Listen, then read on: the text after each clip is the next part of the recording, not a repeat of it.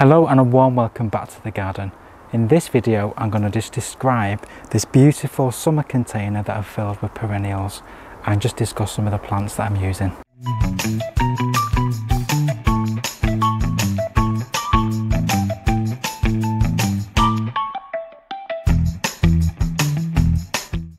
This summer container has been planted specifically with late flowering perennials, and these are looking wonderful at this time of year as we're in August going into September.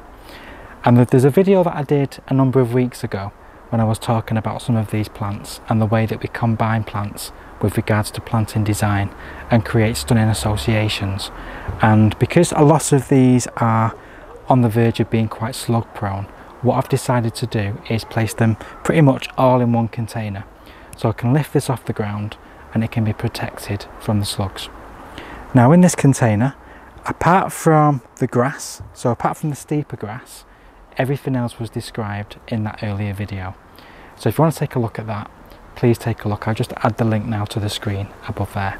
So in this video what I wanted to do was just show you how I've combined the plants in a container format, because I didn't want to put these in the border like I've just said, and I want to just show you how you can put them together in a small space and make them look beautiful. So first of all, I want to show you the Monarda. Now last time you saw the Monarda on the previous video, it was only just beginning to flower. So on this now you can see the way that these lovely whorls begin, and then we have another whorl on top of one, and it continues out like that for maybe 3 or 4 different types of flowers going up as the flower progresses. So this is called Monarda Scorpion, and this is a lovely purple variety. So next to the Monarda we have this beautiful lovely flat-headed Achillea. Now on the pot that we bought this, it did say summer wine, but obviously looking at the description of summer wine, it does say that it's a red Achillea, and this is obviously not red, this is pink. So I'm not quite sure what the variety is, but whatever its name, it's a beautiful flat umbellifer, and these flowers combine beautifully with the purple of the Monarda. And next to that we have the beautiful Perovskia, which are these lovely blue spires, and this common name is the Russian sage. This has a lovely fragrance to the leaves, and this looks beautiful amongst the purple of the Monarda and the flat head of the Achillea. So in a small space like this you can get some really good associations because the plants are quite close together. So the one plant is mingling with pretty much every other plant in the container, so it works really well. So this one is called Little Spire, so this is the variety, and next to it on the end we have this lovely Allium, and this is Serendipity, and these have these lovely golf ball like flowers.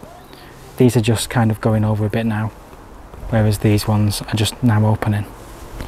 So the contrast between the pinks, the blues, another pink there, the purple, is just a really good combination for a cool, relaxing scheme. So I talked about in the previous video about the way that colour can affect our mood and the way that we perceive an area.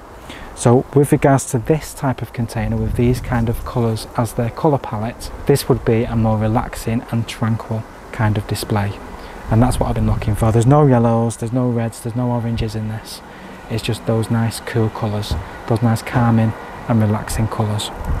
And then the other thing I've mentioned as well is that I've added some of the Stipa grasses.